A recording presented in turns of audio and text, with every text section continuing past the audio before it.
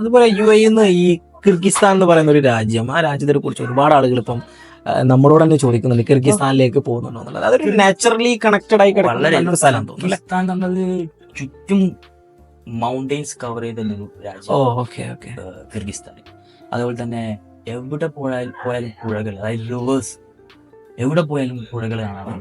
അപ്പൊ UAE പോലത്തെ ഈ ഒരു ബിസി, നമ്മൾ ഈ ഫോട്ടോയിലൊക്കെ കാണുമ്പോൾ ചുറ്റും കവർ മഞ്ഞുമലകളാൽ ചുറ്റപ്പെട്ട് കിടക്കുന്ന നദികൾ ഒഴുകുന്ന ഒരു സ്ഥലം.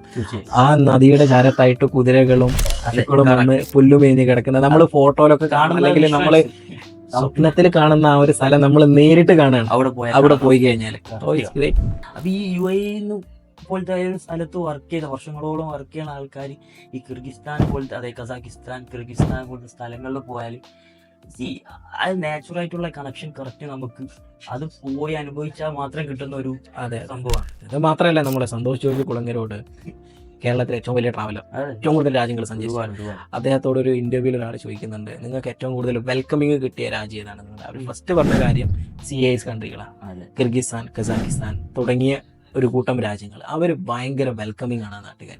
അവർ നമ്മളെ സ്വീകരിച്ച് സൽക്കരിച്ച് അവരെ വീട്ടിൽ കൊണ്ടുപോയി എന്താണ് അവർക്കും അവരെ കുട്ടികൾക്കും ഭക്ഷണം കഴിക്കാൻ വേണ്ടി ഉണ്ടാക്കി വെച്ചാൽ അതിന്റെ ഒരു പാട്ട് നമുക്കും തരും. അവരെങ്ങനെയാണോ ജീവിക്കുന്നത് അതുപോലെ തന്നെ നമ്മളെയും അവരെ ട്രീറ്റ് ചെയ്തു. പിന്നെ വലിയ നമുക്കുണ്ടെങ്കിൽ ഓണറേ വേണം, പ്രത്യേകിച്ച് ഇന്ത്യൻ നാഷണാലിറ്റിക്ക്. കസാക്കിസ്ഥാൻ, കിർഗിസ്ഥാൻ പോലത്തെ സ്ഥലങ്ങളിൽ ഓണറേ. UAE പോവുകയാണെങ്കിൽ നമ്മൾ നേരത്തെ പറഞ്ഞ പോലെ വിസയുടെ സർവീസ് ഉണ്ട്, അത് ബജറ്റ് ഫ്രണ്ട്ലി ആണ്. അപ്പം ഓൾറെഡി നമ്മൾ സംസാരിച്ച പോലെ മനസ്സിലായ ഒരു സംഭവമാണ് തന്നെ, നമുക്ക് ട്രാവൽ ചെയ്യണം, കൂടുതൽ സ്ഥലങ്ങൾ കാണണം, യാത്ര ചെയ്യണം എന്നുള്ള ഒരു ആഗ്രഹമാണ് നമുക്ക് ആദ്യം കിട്ടും, പിന്നെ ഒക്കെ നടക്കും.